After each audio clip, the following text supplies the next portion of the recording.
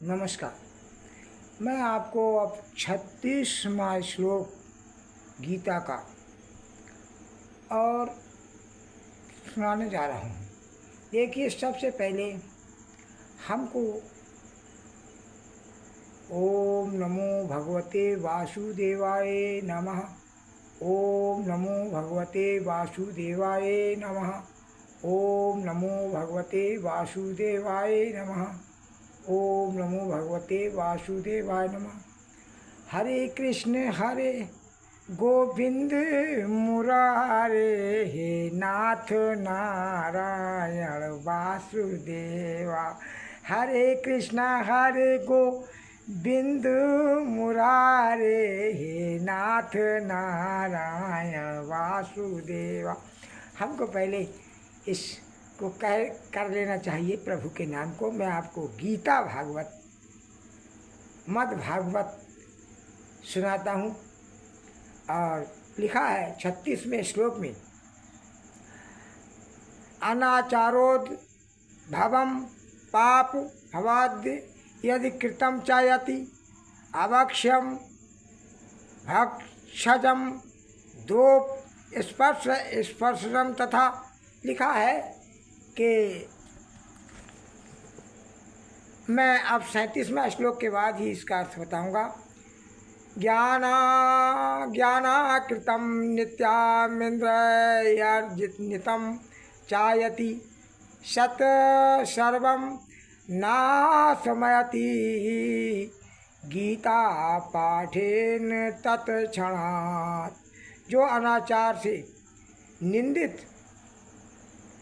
भाषण से, अभक्ष्य भक्षण से, स्पर्श से, ज्ञान से और नित्य इंद्रियों द्वारा जो पाप होते हैं, यानी अनाचार से, निंदित भाषण से, भक्षण से और स्पर्श से, ज्ञान से और नित्य इंद्रियों द्वारा जो पाप होते हैं, वे समस्त पाप केवल गीता पाठ से ही नष्ट हो जाते हैं। प्रेमी बंधुओं, कितना अच्छा लगा है कि जो अनाचार से, निंदित भाषण से, भक्षण से, स्पर्श से, ज्ञान से और नित्य इंद्रियों द्वारा जो पाप होता है, वह समस्त पाप केवल गीता पाठ से नष्ट हो जाता है। प्रेमी बंधुओं, इस प्रकार से लिखा है। तो आइए हम गीता का पाठ, हमारे पाठ को अवश्य अधूरा कभी ना छोड़ें। बड़ा प्रेम पूर्वक मेरे श्रोतागण, मेरे पिता और माता गीता अध्याय के पाठ को सुनना। लिखा है 37वें श्लोक का और 36वें का मैंने आपको तो बताया। 38वें श्लोक का, सर्वत्र प्रतिभोक्ता चा प्रत्यग्राही चा सर्वसा गीता पाठम प्रकुर्वणो ना लिप्येत कदाचन। लिखा है कि सर्वत्र भोजन करने तथा दान देने के पाप भी गीता पाठ से नष्ट हो जाते हैं। सर्वत्र भोजन जो करता है, सब जगह भोजन करता है और गीता पाठ करता है, जो दान जो लेता है, लेने के पाप भी गीता पाठ से नष्ट। जो दान लेता है किसी का, तो गीता पाठ से वो भी नष्ट हो जाते हैं। प्रेमी बंधुओं, हम गीता के पाठ को अवश्य सुनना, पूजन करना, अपने घर में पढ़ना और सुनना अवश्य सबको करना चाहिए। अब 38वें पाठ का लिखा है 39वें श्लोक में, रत्नपूर्ण मही सर्वं प्रतिग्रह विधानतः गीता पाठेन चैकेन शुद्धा स्फुटक वत्सु सदा। लिखा है विद्या युक्त रत्न गर्भा पृथ्वी के दान लेने का भी दोष गीता पाठ से नष्ट हो जाता है। विधि युक्त रत्न गर्भा पृथ्वी के दान लेने का भी दोष गीता पाठ से नष्ट हो जाता है। प्रेमी बंधुओं, हमें गीता का पाठ जरूर करना और सुनना, पढ़ना चाहिए। लिखा है 40वें श्लोक में, यस्यान्तः करणं नित्यं गीतायां रमते सदा सर्वाग्निकाः सदा जापि क्रियावान् शुचा पंडिताः। फिर लिखा है 41वें में, दर्शनीया सा धनवान सा योगी ज्ञानवानमपि सा एव यज्ञको योगी सर्ववेदार्थ दर्शिका। जिसके अंतःकरण में गीता अध्ययन रमता है, लिखा है कि जिसके अंतःकरण में गीता अध्ययन रमता है वही अग्निहोत्री, वही जपो, वही क्रियावान और वही पंडित है। तथा दर्शनीय, धनवान, योगी, ज्ञानवान, यज्ञ का तथा सर्व वेदार्थ दर्शक भी वही है। सर्व वेदार्थ दर्शक भी वही है। प्रेमी बंधुओं, अब 40 और 41वें का मैं आपको 42वें श्लोक का, गीताया पुस्तकम यत्र नित्यं पठस्व वर्तते तत्र सर्वाणि तीर्थानि प्रयागादीनि भूतले निवसन्ति सदा गेहे देहे शेषमपि सर्वदा सर्वे देवासि ऋषयो योगिनः पन्नगाश्रे। लिखा है कि जहाँ पर गीता की पुस्तक का नित्य पाठ होता है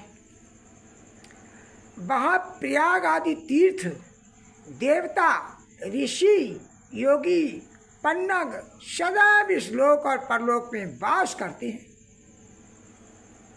ऐसा लिखा है।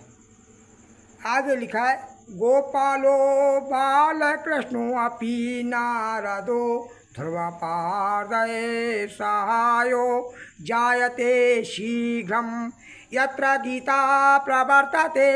जहाँ पर गीता पुस्तक रहती है वहाँ पर नारद, ध्रुवादि पार्षदों के सहित गोपाल कृष्ण निरंतर सदा सहायक रहते हैं। जहाँ पर गीता की पुस्तक रहती है वहाँ पर नारद, ध्रुवादि पार्षदों के साथ गोपाल कृष्ण निरंतर सहायक रहते हैं। आगे लिखा है, यत्र गीता विचारस्य पठनं पाठनं तथा तत्रायं निश्चितं पार्थ निवसामि सदैव ही।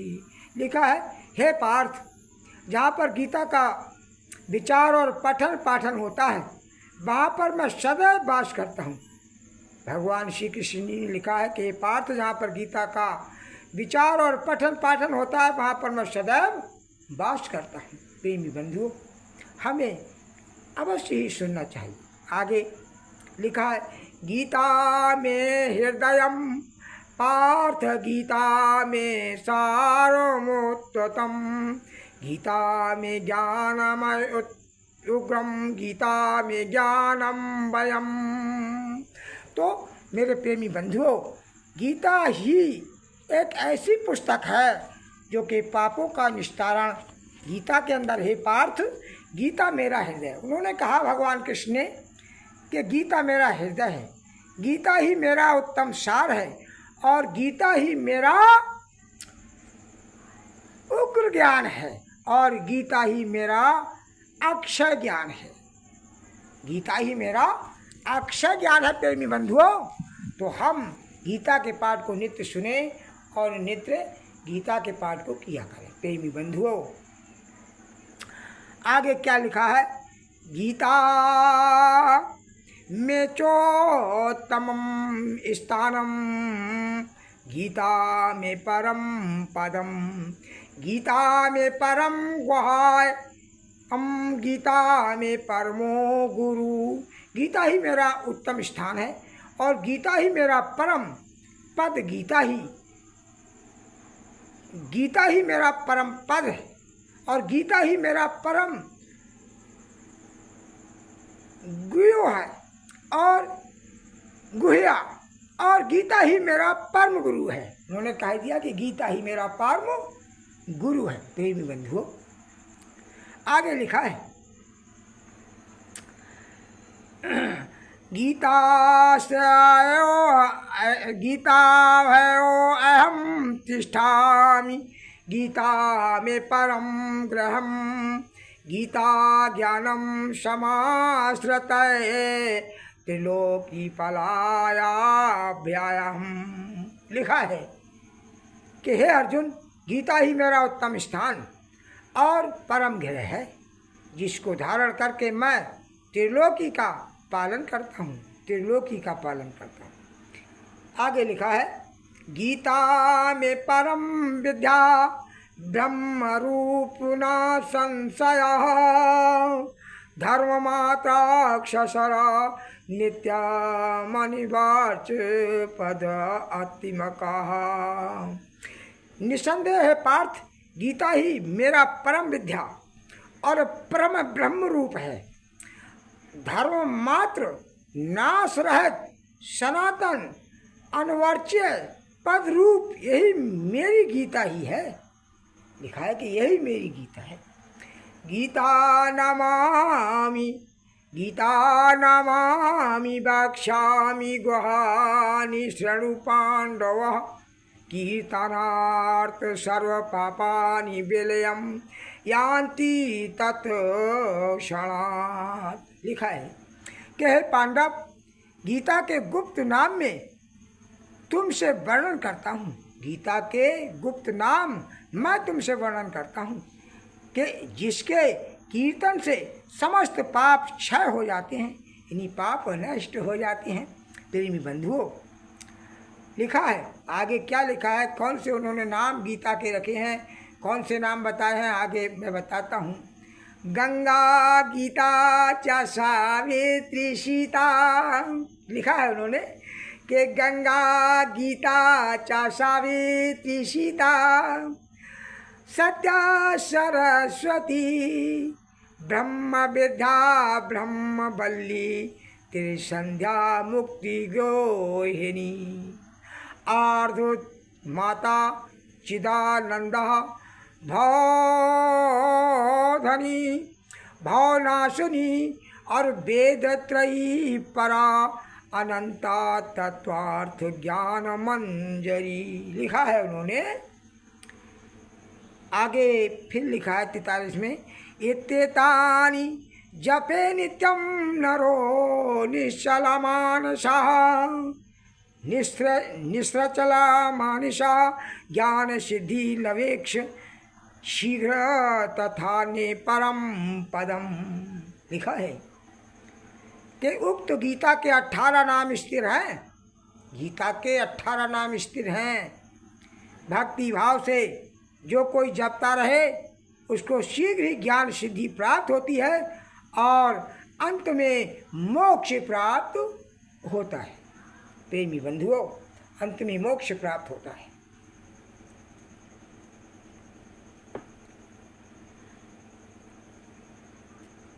अंत में उसे मोक्ष प्राप्त होता है। आगे लिखा है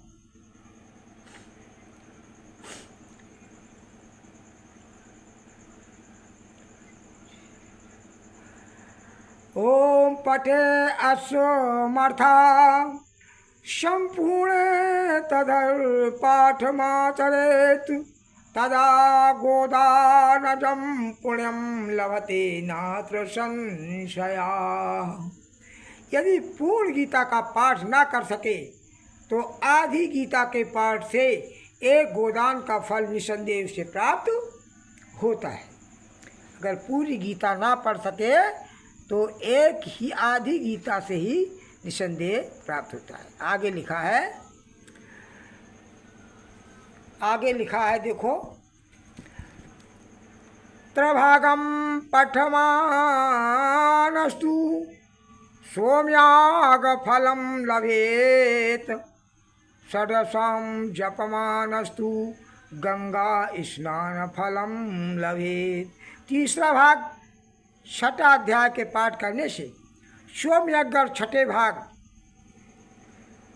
और 3 अध्याय के पाठ से गंगा स्नान का फल प्राप्त होता है। मेरे प्रेमी बंधुओं, तथाध्यायाद्वयं नित्यं पठमानो निरन्तरं तरम् इंद्रलोकमवाप्नोतु कल्पमेकं वसु वसेदु ध्रुवम्। लिखा है, नित्य ही 2 अध्याय का पाठ करने वाला इंद्रलोक में प्राप्त होकर और कल्प पर्यंत वास करता है। इंद्रलोक को प्राप्त करके कल्प पर्यंत वास करता है।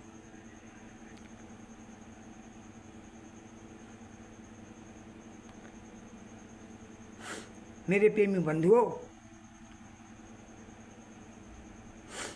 अब मैं समाप्त करता हूँ। नमस्कार।